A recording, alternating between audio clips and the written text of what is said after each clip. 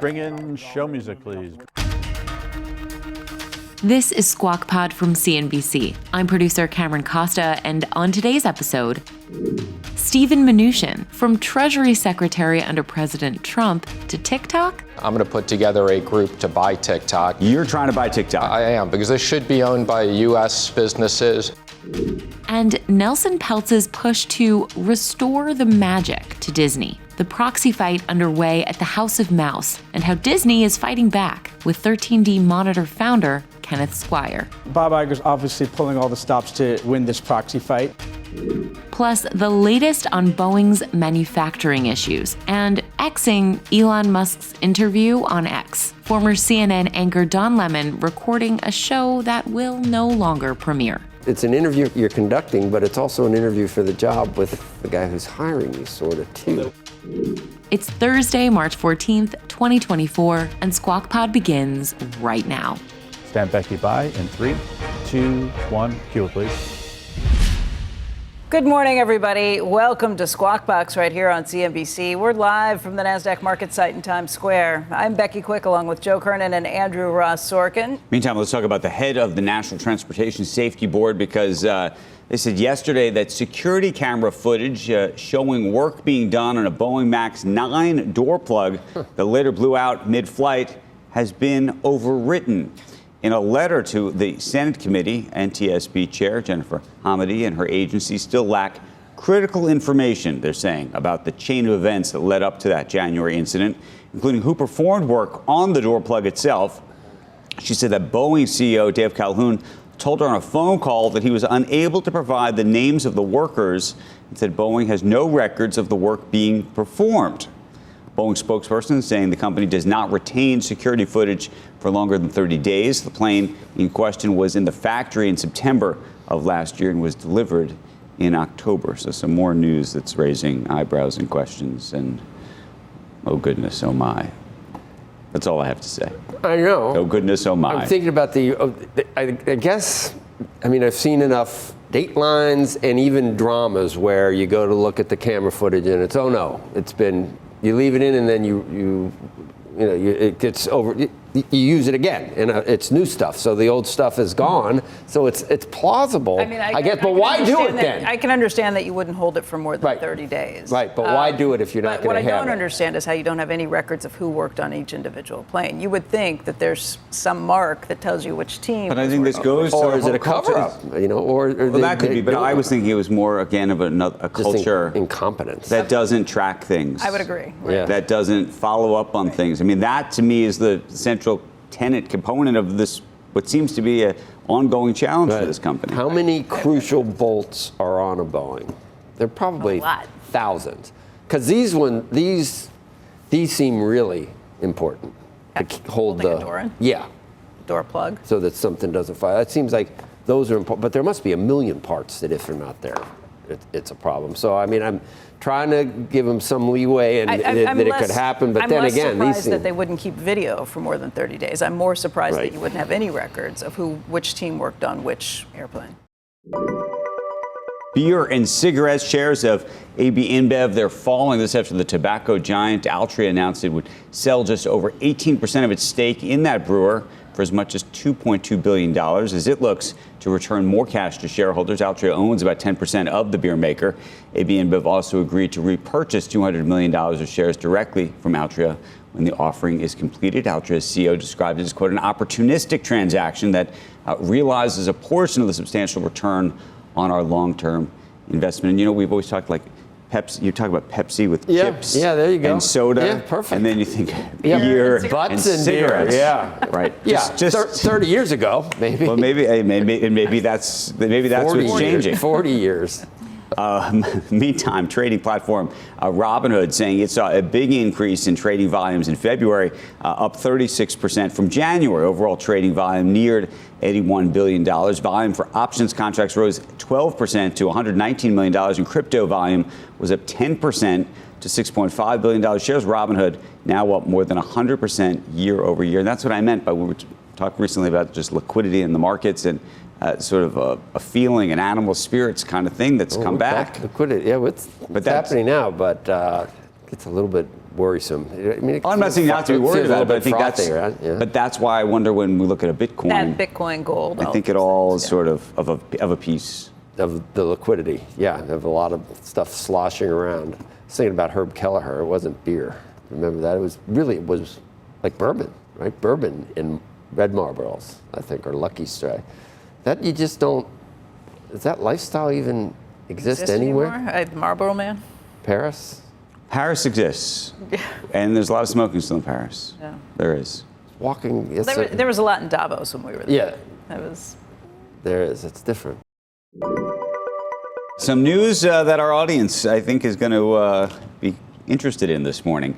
Former President Trump has now spoken about hedge fund titan John Paulson as, drumroll please, the next Treasury Secretary. That's if he wins the November presidential election. It's according to a new report from Bloomberg out that said that other potential Treasury picks include former U.S. Trade Representative Robert Lighthizer and Susquehanna founder Jeff Yass. We had talked about Jeff Yass when we spoke to the former president because he has a big stake in TikTok. Of course, the former president saying that Jeff Yass had no influence over the president or former president's reversal, if you will, on the TikTok ban or the divestiture proposal.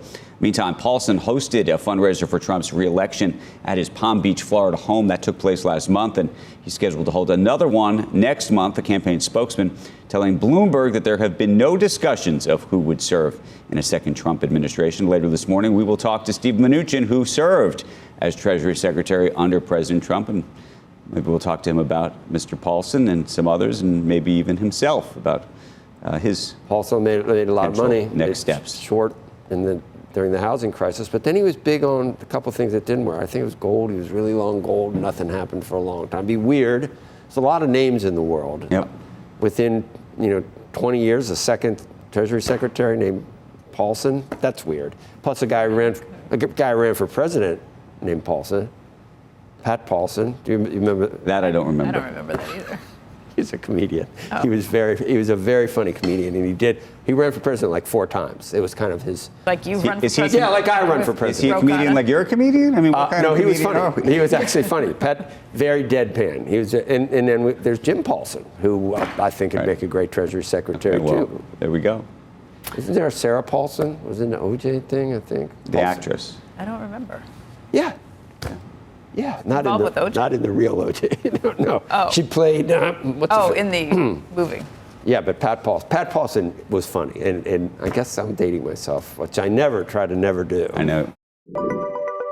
Former CNN anchor Don Lemon announced yesterday that Elon Musk had canceled a show that he planned to host on X, formerly known as Twitter. Lemon said he was informed of that decision to cancel the deal just hours after he taped an interview with Elon Musk for the premiere of the Don Lemon show that had been planned for March 18th. Lemon said, "We had a good conversation. Clearly, he felt differently." On X, Musk accused Lemon of asking him questions that were written by former CNN president Jeff Zucker. Musk said instead of it being the real Don Lemon, it was really just Jeff Zucker talking through Don, so lacked authenticity. I saw some of the. I saw He was asking him, like, really gotcha about the grand replacement theory or something. He was asking him free speech questions. Yeah. He was asking about ketamine use, too. We asked him about some of these similar kinds of questions. And he said he answered you the same way. He goes, "I don't give a." With you, he said it even more stridently. But I think he said, "I don't give a." Did he not? That was the language. Yes, yeah. Sir. And yesterday he didn't quite say that. He said, He said, "I don't care," or something like that. He didn't use the F word. The conundrum was that Don Lemon was effectively, the plan was for him to be on the payroll. Right. He was interviewing the boss, which is different than when I was interviewing him. So, yeah. Yeah. Not a good, it would be. It was a very strange. It's an interview you're conducting, but it's also an interview for the job with the guy who's hiring you, sort of. Well, I don't know if you saw the reports that he hadn't actually signed the contract yet. Yeah. So it'll be very interesting to see what happens. But nonetheless, they were promoting. X was in Linda Yaccarino was out there promoting this as part of their next strategy. They were at CES talking about it. I think they were already selling ads. So they were doing some of that without the contract in place, which is what I'm assuming the Lemon team is now going to say, well, we actually really had at least an implicit contract because you can't sell ads or something Oh, like you that. mean to get paid out? Oh, yeah. Oh, I think that there's going to be a real question about whether he gets paid. Yeah. Elon does not have to think about the way things look as much as the rest of us, I think. Like a normal corporate type that does this would be like, oh my God, what are people going to think? Now I'm not hiring. Imagine if you could now see I'm not. everything. Yeah, exactly. And he does. But if I'm hiring you and you're asking me these questions, you're finished, pal. I mean, that's basically what happened. But you can't do that in the normal corporate world. But Elon can. I would like to be able to. But Yeah. Look out, world. You try to do it without the. I do, without having any. Without having any juice. The same bank account. Exactly. Right. I have no. I have no right to do it. He does. Yeah. Cheese will be next. Coming up on Squawk Pod, Stephen Mnuchin, from Treasury Secretary to rescuing a struggling New York bank to buying TikTok? I think the Chinese will be fine selling it so long as there's not a technology transfer along the way. Plus, the former Trump administration Treasury Secretary on the GOP's presumptive nominee and on the U.S. deficit. We shouldn't have done the last $1 trillion in hindsight, and there shouldn't have been the continued multi-trillion-dollar spending afterwards. The deficit is out of control. The debt is too high. We'll be right back.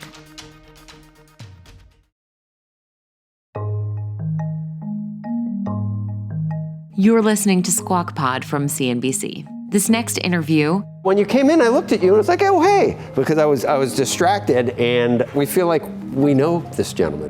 It's former Treasury Secretary Stephen Mnuchin. He served under President Trump, and since then, Mnuchin founded Liberty Strategic Capital, which just this month swooped in to rescue New York Community Bank, which is a lender that's been under serious pressure from outstanding real estate loans. The Long Island-based bank lost 7% of its deposits in the weeks leading up to the rescue deal. And in the span of a little over a month, the company changed its CEO twice, weathered 2 different downgrades from rating agencies, and announced financial losses that kept getting bigger. Now, the NYCB trouble is part of a larger landscape of concerns about bank exposure to maturing real estate loans. But as you'll hear, that's just one of many topics to discuss with former Treasury Secretary Mnuchin today. Another topic, the next vote on the so-called TikTok ban bill, which you can hear all about in yesterday's Squawk Pod episode.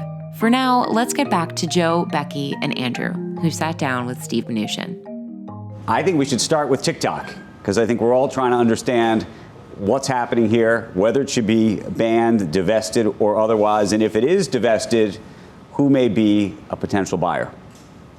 Well, when I was Treasury Secretary, I chaired CFIUS, and CFIUS approved, and I had President Trump sign an order that TikTok had to be sold.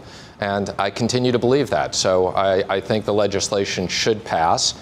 And I think it should be sold. I understand the technology. It's a great business, and I'm going to put together a group to buy TikTok. You're trying to buy TikTok? I am, because this should be owned by U.S. businesses. There's no way that the Chinese would ever let a U.S. company own something like this in China. You said, have you already put a group together? Yeah, well, I'm working on it. You're exploring a group. I've spoken to a bunch of people, but who would be part of your group? I can't tell that to you now, but Can we it would be a guesses? combination of investors, so there would be no one investor that controlled this. And the issue is all about the technology. This needs to be controlled by U.S. Let me ask you a very practical question. If you talk to folks inside the world of TikTok themselves, they would suggest that it is almost impossible within a 6-month time period to truly divest it to another group that, frankly, isn't a Meta or a Google, if you will, because the data for the users is in the U.S., but the algorithm and so much of the other operations are outside of the U.S. What do you know about, now that you've studied this business several years ago, and I imagine you continue to, how you would actually operationally do it? Well, let me first say, I don't think this should be controlled by any of the big U.S. tech companies. I think there could be antitrust issues on that, and this should be something that's independent, so we have a real competitor, and users love it, so it shouldn't be shut down. The technology, I won't go into all the details, but the app needs to be rebuilt in the U.S. It needs to be U.S. technology. I think there's a lot that could be done in 6 months, but I would work closely with the U.S. and with China. But do you think that the bill would need to get rewritten by the Senate, effectively, to give you more than 6 months? Is it a timing issue that you think? I think a lot can be done in 6 months. It may take a little bit longer, but I think the bigger issue is this shouldn't be controlled by the Chinese. It is an issue for this to be on everybody's phone. Why? Explain why. What are the reasons? There's certain things I can talk about that are obvious, and there's certain things that I can't talk about that I had access to. But let's just say, when you have this app on everybody's phone, it has the ability to collect an awful lot of data. Can I ask a question about that, though? And this is the thing that I think nobody knows, and you may be one of the few people who does. Do you believe that the data that it is collecting today, both the data that's being collected and potentially certain things that are being pushed to the users, is being influenced and directed by the Chinese government today? Or do you look at this as a prospective national security threat, meaning it has not been put into practice in any meaningful way right now, but the worry is that one day it could? Which is it? Well, I'm not going to comment on what's today, but I will comment. There's no question that on a forward basis, they have both the ability to influence the data and they have the ability to collect data, which is probably the bigger concern. But you're not going to comment on today because you can't do that without giving away things that you might know that others wouldn't? That's true. And also, I think kind of the issue today, again, I think the focus should be, it should be sold. It should be controlled by a U.S. business. It's a great company. It would be terrible if it would shut down. Lots of users use this. What do you think it'll do? And we need a competitor to Facebook, Instagram, and YouTube. To the extent we care, what do you think it will do to the relationship in China, between the U.S. and China? To the extent that I try to put myself in the shoes of others to just try to think through the implications. I think about a Chinese entrepreneur who builds something pretty great. If you don't think the Chinese government has already used it, which is an interesting question, and it could be used as prospectively, what does that say about how we as a country should operate? And we are different than China, hopefully. There's a CFIUS order that's in effect to sell this. So it's in effect. Biden put a pause on it. I think there's a general bipartisan agreement this shouldn't be controlled by the Chinese. I think the Chinese will be fine selling it so long as there's not a technology transfer along the way. And that's the art of the possible. Why do you think President Trump is now saying he signed that CFIUS bill, the CFIUS ruling that with you before him? Why do you think he's now saying that he doesn't think TikTok should be sold or shut down? I think he doesn't want it shut down, but because he's concerned about the power that would create for Facebook. I believe he would support a sale. He did support a sale. I'll call him up later and ask him, but I think the answer is. Have you spoken to him about it? I have spoken to him, but I haven't spoken to him about this week. But I believe he would support a sale. What I found interesting about his comments about the Facebook pieces, and I appreciate his perspective on that, meaning he doesn't want one to be more powerful than the other, but I would have thought that the national security risk, if it really is a risk, and that's why I keep asking the question, if that would be a red line, a hard line. It wouldn't matter whether you care about whether Facebook or somebody else was going to get more power or not if you actually believed that this was a true and present national security threat. There have been times you have seen, Jeff Bezos, and there are times where it almost looks personal sometimes with the former president, and everybody's got their own. That's a rationalization defense of the president's thinking. No, it's not. I'm saying you would normally just write it off to, he's just got it out for Zuckerberg, and that may be true. That may be true. So just say isn't it? Well, if he has it out for Zuckerberg. Do you find that problematic? National security takes a back seat to a personal grudge. I think the bigger issue is getting back to, I do believe it is a national security threat. I wouldn't have taken it to the president when I did with the CFIUS order, and I continue to believe it is today. So hopefully we get to a good outcome, that we don't shut it down. Lots of people love this business. It's a great business. And hopefully we can find a solution where China will allow it to be sold without a technology transfer. What do you think the former President Trump would say that he would rather see it If the Chinese say we're not going to sell it, how would he come down on this? If he doesn't want it shut down, but would like to see it potentially bought maybe by a group of American investors, where would he come down? I'm not going to speculate on that. I'll call him later and ask him. Okay. But I think the first choice for everybody should be that it's sold. And I think the Chinese will agree to that as long as there's not a transfer of their critical technology, which I don't think we need in the U.S. Let me ask you a different question. We keep talking about sort of who might join a former President Trump in office if, in fact, he were to win. If you were going to be teaming up with others to invest in this, and you just teamed up to buy a big stake in a bank, do you have any expectation, ambition, plan, or otherwise? And what are you telling your investors if the president were to call you and say, hey, I'd love to have you back in my administration in some capacity? Well, I'm telling my investors that I'm focused on my business and I'm very busy. You know, but how unhappy will they be then if you're buying up stuff and then you say, actually, I got to go. I'm going to do this other thing. Again, my plan right now is to stay in the business. I'm focused on things. I'm excited about New York Community Bank and what we did there. I'm now going to try to put together a group to put together TikTok. So I have a lot to do. We talk about entitlements? Absolutely. We just had I'm not going to get into it, but neither candidate will even touch the third rail, President Biden or former President Trump.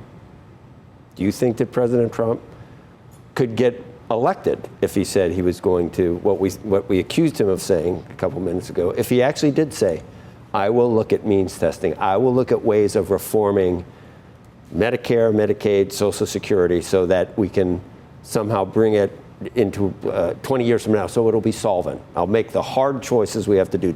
Have you told him to do that? I haven't spoken to him about it recently, but let me tell you what I think. Okay. And, you know, again, when I was Treasury Secretary, I had a big title. I was the managing trustee of the Social Security Trust Fund, and I had to put out the report. And I believe the current report says that it's going to run out of money in about 10 years. So I think there needs to be a bipartisan commission in Congress. This needs to be led by Congress. And we need to make sure that the current recipients of Social Security are protected. But we also need to look at a scenario that Social Security doesn't go broke, and that's going to be dealing with the future participants. So there has to be a bipartisan solution. I think it's probably not led by either one of the presidents. But there's no reason Congress can't start working on this now. So after the election, this can be dealt with. So you acknowledge that neither president, and actually we're both president. We rarely get to say that. So neither candidate will say that prior to the election because they can't. I'm not going to, whether they do or they don't, that's up to them. But you think that they should, but don't hold our breath. I think there needs to be a bipartisan commission because this is going to run out of money. So this is not something that's a theoretical How do we get bipartisan discussion. when we can't get either side to say it? Well, Does someone have to say it first? Does someone have to? We just got a big group together on TikTok. I mean, passing this in the House overwhelmingly. I hope Schumer brings this up right away because there are issues. Well, he's been totally bipartisan. he's been totally separately because I think you probably looked at the business. By the way, back to I want to go back to TikTok for a second. How much do you think the company is worth? And also, given the fact that one of the things I think we have learned is the company doesn't make money right now, still a money-losing enterprise. Well, first of all, it wouldn't be a great strategy if I said on TV what I thought the business was worth if I was trying to buy it. There have been valuations that have been speculated, let's say $50 billion. Do you think it's over under? Let's play the game. It's worth a lot of money, let me just say. I think the number one issue that needs to be solved is the technology transfer. And if we can figure out a way to solve that, which I think we can, then, I think the price is some large amount of money up front and probably a big earn out. Because you're right, the business, my understanding is, does not make money today. And does that require the rollover of the current investing group into your group? And would they be part of that? I have spoken to some of the existing investors. I would propose that they would roll over the U.S. investors. And my guess is they would. Like Yaz? Your guess is that they would be on board with this and would support it? So this would be Bill Ford at General Atlantic, perhaps? Perhaps. Okay. What about Jeffrey Yass? We talked Again, to I'm not former going to president about him. I'm not going to go through investor by investor, but I would give the existing investors an option to roll over. I assume that they would want that, and we'd bring in other investors, but no one would own more than 10% of it. So how much competition do you think you're going to have for this asset? We've heard that folks like Bobby Kotick and others might also want to put together a report. Perhaps they're working with you. Yeah. Well, let me just say, the issue right now is really who can figure out a way to solve the concerns of the U.S. and China to transfer this without taking what they believe is critical technology. That's really what needs to be solved. Part of this, and I wonder whether you will end up being sort of the diplomat in all of this, is convincing the Chinese that this is acceptable to them too, because there's also the prospect that the Chinese could say, we're just not doing this. Well, that's what they've said. Shut the whole thing down. That's what they've said in the past. Previous proposals they've blocked because they were not happy about the technology transfer. And I would have to convince them and the U.S. government that there was a way to do this. How important would it be to bring in other tech companies or other companies? The last time that you went about even working with the private sector when you were in the public sector was Walmart. There was, Walmart was going to be involved. Microsoft was going to be involved at one point as well. Well, I think, and Oracle is clearly involved. I clearly would approach some tech companies. I wouldn't approach tech companies that have competitive products because I think it's important this is independent, and I wouldn't let any tech company control this. So nobody would have more than 10% control. How do you compare that opportunity, the TikTok opportunity, with the opportunity at New York Bancorp? New York Community Bank is a lot easier. It's a lot easier to get done. I was there yesterday. I'm going to see the private bank today. It's a top 20 bank. We put up a lot of capital, which will stabilize the business. Brought in Joseph Otting as CEO, and I think there's going to be a great turnaround. Let me ask you just a very different question. Put your Treasury Secretary hat on for a second, which is, how do you think the economy is actually going? I'm worried about the economy. So we're in a situation where obviously the Fed is on hold. I agree that the Fed needs to see continued data. The last thing we want them to do is lower interest rates and not control inflation. But even if the Fed lowers rates to 3.5%, I think we're going to see 10-year Treasuries in the 4 to 4.5% range for a long time. Andrew, did you read this? Yeah, no, I did. $7.99 deodorant. It used to be $4, but it's not. That's an example of where it is. Things seem like they are 40 or 50% higher than they were 3 years ago. So as good as the economy seems to people that follow it. So my question, though, and this is where I wanted to ask the former secretary about this. If you had been the secretary of the Treasury for this current administration, is there something you think you could have done and done better that would have changed the outcome in a material way? Meaning, I think there's a lot of economists who look at this and think, actually, things are pretty on a relative basis compared to where they started the ball game and where we are today. They go, actually, that's a pretty great outcome. Again, looking relative to the rest of the world and recognizing that the Federal Reserve plays a huge role in all of these things. Well, let me just say I agree with your comment that even if inflation comes down, prices will stop at much higher levels, which is a real affordability issue. But I think the simple answer is there was just too much government spending. I think when you look back in COVID, we needed to do the first two bills or there would have been a worldwide depression. We shouldn't have done the last $1 trillion in hindsight. And there shouldn't have been the continued multi-trillion-dollar spending afterwards.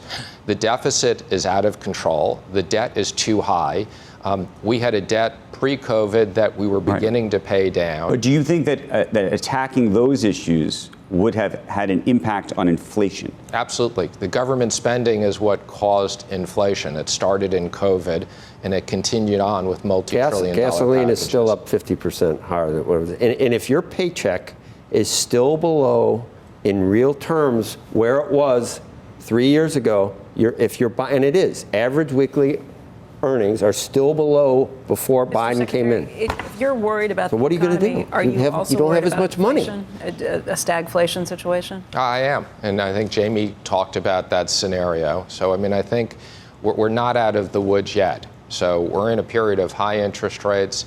I think the economy is going to slow down, and it's something we've got to carefully watch. Mr. Secretary, You're still speaking guarded terms like a Treasury Secretary. Thank it's you. amazing. You can't get rid of it. You can't break it. Do you support a strong dollar? I support a stable U.S. dollar. thank you for joining us. Thank you for breaking the news that you're looking at this, and you got to come on back and keep us informed as to what this bid might look like. Thank you. See, he's like a real treasurer, like a real politician. Thank you. I don't want to say any more. Coming up on Squawk Pod, drama at the House of Mouse. We're digging into the proxy fight at Disney with activist campaign expert Ken Squire. Listen, do I want 6 Nelson Peltzes on the board? No, but I think having 1 Nelson Peltz on the board, especially at a point when there's a succession at a key point in the company's lifetime.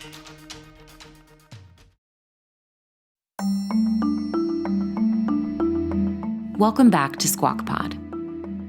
Now for a Wall Street drama. Disney, if you haven't heard, is in the midst of a proxy fight with billionaire activist investor Nelson Peltz. Nelson Peltz is a prolific activist investor, meaning he's historically made very public, very aggressive demands to public companies. Like in 2017, he pushed for seats on the Procter & Gamble board in what became one of the most expensive proxy fights in history. In 2022, Peltz's firm Trian Partners launched a proxy fight against Disney, actually, but then called it off when CEO Bob Iger announced a restructuring and 7,000 layoffs and an annual dividend for shareholders. Now this time, Peltz is pushing for changes to the Disney board. He wants a seat, and he also wants one for Disney's former CFO, Jay Rasulo. Also involved is former Marvel CEO with a $2.4 billion stake in Disney. That's Isaac Perlmutter. Peltz is also demanding a leadership restructuring and an overhaul of Disney's streaming business. Now, there are a few unorthodox things about this particular proxy fight. One, high-profile outsiders are now weighing in. JP Morgan Chase CEO Jamie Dimon took Bob Iger's side in the whole thing, endorsing Disney in a statement to our very own David Faber at CNBC. The other unusual bit is Disney's strategy to handle the publicity and the proxy fight. It's been as pugnacious as the activist hedge fund making a fuss. In fact, Disney aired an ad campaign that made the board politics, well, kind of personal. Here's a clip. Nelson Peltz and Jay Rasulo threatened to jeopardize the incredible progress the company has made since Bob returned as CEO. At this critical moment, we simply cannot let that happen. Here's Becky. Joining us right now is the founder of 13D Monitor and 13D Activist Fund, Kenneth Squire. Ken, let's talk a little bit about this because it's not very often that you see a company that takes the same tactics that the activists tend to use and fights back. A lot of times companies like to pretend they're above the fray. Yeah, well, no, the companies have their advisors too, and they have their activist defense advisors, and when it gets to this point, yeah, they take similar tactics. Although I will say, look, usually what it is whispering to journalists, trying to get them to carry your water and do the dirty work for you. When they came out with this kind of campaign-style ad, it even sounds like it's voiced over by the same voiceovers you would see in a Donald Trump or a Joe Biden ad. I mean, that to me was a different level, really raising the stakes. Well, yeah, Bob Iger's obviously pulling all the stops to win this proxy fight. He's, getting Jamie Dimon to come on the record. I've never seen this before, ever, a CEO of that magnitude coming on the side of another CEO. Not sure he probably spoke to Nelson Peltz first or thoroughly read Nelson's plans before opining, but so I take that with a grain of salt. But yeah, they're doing what they can to win this. There's no doubt about it. I think that's been part of the question, though. What are Nelson Peltz's plans beyond what we've already seen the company do with Bob Iger back? Well, I think Nelson, the interesting things are his plans are not that different than what the company wants to do. He wants to get streaming margins better. He wants to have, growth in the parks. He wants to have a successful CEO succession, number one at the box office. There's the things they're already doing. I think, but the key thing is that you can't underestimate the value of having an experienced, dedicated shareholder on the board, someone like Nelson Peltz, who's going to debate in the boardroom as opposed to defer. I think when you have a CEO like Bob Iger, who's incredibly impressive, and I think he's a great CEO. But you sometimes, when you're so iconic, you sometimes get a board that's a little obsequious, and it's good to have somebody in that room that's gonna debate and gonna question. So you think it's a good idea? I think it's a good idea. I think. Listen, do I want 6 Nelson Peltzes on the board? No, but I think having one Nelson Peltz on the board, especially at a point when there's a succession at a key point in the company's lifetime, and they've already shown that they failed at that once. What do you think of Nelson Peltz's track record? I think it's mixed. There's no doubt about it. Right. I mean, he did great at Heinz. He did great at Procter & Gamble. His record at Invesco or at Wendy's, as far as the term is not that great relative to the benchmarks. But I think it's hard to look at that. I mean, there's so much that goes into something like that. I think you look at the situation here, and I think this is a board that really could use a shareholder voice, especially when they're going through succession. I guess part of the question, look, Bob Iger's a pretty big shareholder too. A lot of his net worth is wrapped up in this. I guess the question becomes from the company, and I can understand this to some extent, when you have such a bitter fight, the time and attention it takes away from management's attention to be launching attacks like this, to be fighting them off. And then how productive is that relationship going to be once you've kind of had this scorched earth on both sides? So I think I'll take both of those. First, I think the whole time and attention and distraction, as somebody that's followed activism for so long, it bothers me when Bob Iger's using the word distraction. This is a shareholder of a company that's been underperforming, that's trying to improve corporate governance, and to say that's a distraction, it's kind of poo-pooing everything that shareholder activists yes and no. do. I mean, look, he came in and Nelson Peltz dropped his proxy attack when Bob Iger came back, said, I'm all in favor of what he's doing. Bob Iger has come in and made a lot of changes that look very similar to what Nelson Peltz is saying he wants done. In the meantime, if you're trying to do that at a key time for the industry, I think, which is a pretty challenging industry, and trying to deal with one of these from the outside, from somebody who's saying do all the things you're already doing, it's a little different. Yeah, but Nelson Peltz did back off at first, and he gave the company time to do what they want to do, and the stock kind of receded back down. Yeah. And that's when he got involved again. If the stock been going up again, I don't think Nelson would be here right now. And as far as him being a distraction on the board, I think if you look at Procter & Gamble, that was one of the most contentious proxy fights we've seen in the last 20 years. Yeah.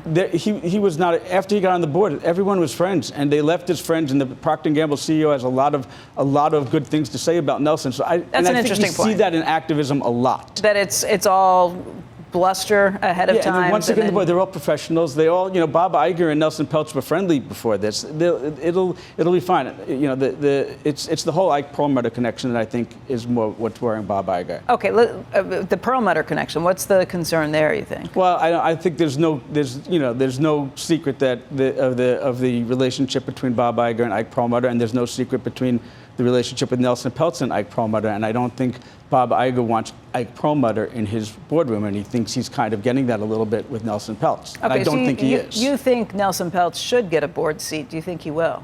No, I don't think he will. I think, there's a saying in baseball that every team's going to win 54 games, every team's going to lose 54 games. It's what you do with the other 54 that matter. I think by doing the deal with Value Act, Disney kind of got that middle. They got that other 54 games by putting James Gorman on the board. I think that went a long way with a lot of the people that were on the fence to come to Disney's side. And so I don't think he's going to win this proxy fight, although I think he should. Okay. Ken, thanks for stopping by today. No, thanks for having me.